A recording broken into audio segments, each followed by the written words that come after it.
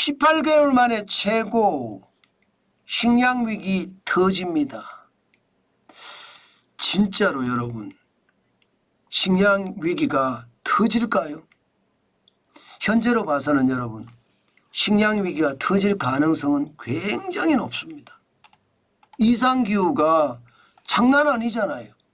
전 세계를 강타한다 이렇게 이야기할 정도로 이상기후가 시장을 뒤덮고 있거든요. 저는 그렇게 생각을 하면 결국 말입니다. 결국 이상기후 때문에 이게 당연히 말입니다. 저는 식량 위기가 터질 거다 이렇게 생각을 합니다. 사실 식량 가격 지수도 보면 지금 많이 올라갔어요. 10월에 127.4까지 올라갔습니다. 127.4.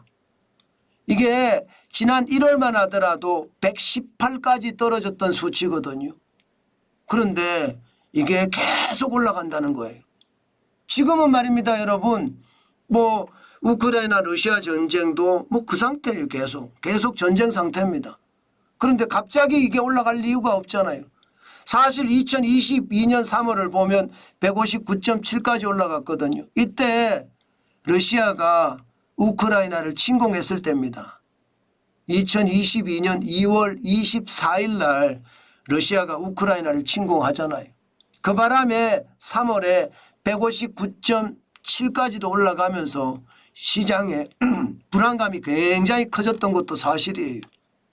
그러다가 전쟁이 계속 장기화되니까 떨어졌습니다. 2022년 9월에는 136까지 떨어졌고요. 2023년에는 12월에 119까지 빠졌습니다. 그러던 것이 올 1월 달에도 118까지 떨어졌었거든요. 그런데 이게 계속 올라가고 있습니다. 저는 이게 여러분 시장에서 그만큼 말입니다. 저는 충격적인 상황을 만들어내는 것은 아닌가. 저는 그런 생각도 진짜 많이 해봅니다. 진짜 많이 해봅니다.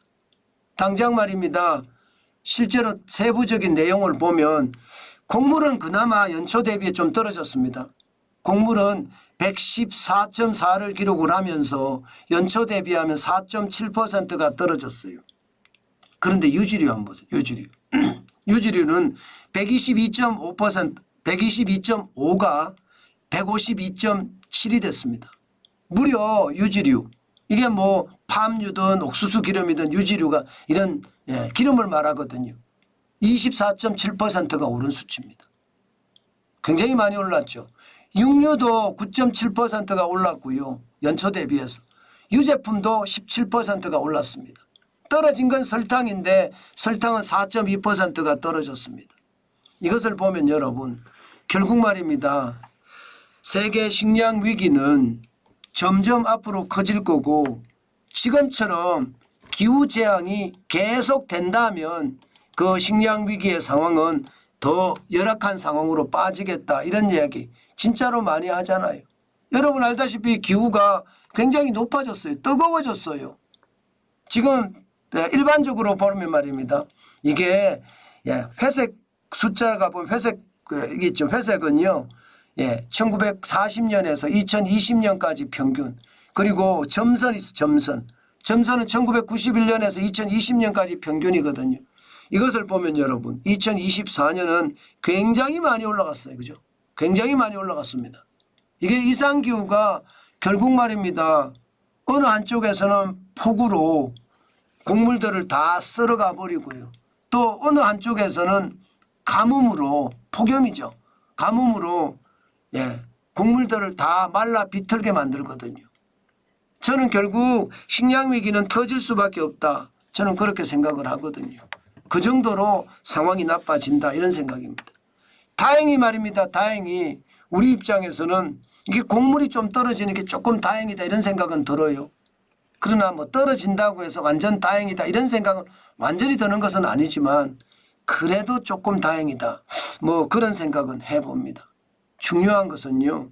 식량 위기가 진짜 큰 위기로 발전될 수 있다는 것 다시 한번 생각해야 되겠다. 그 말씀 드리겠습니다.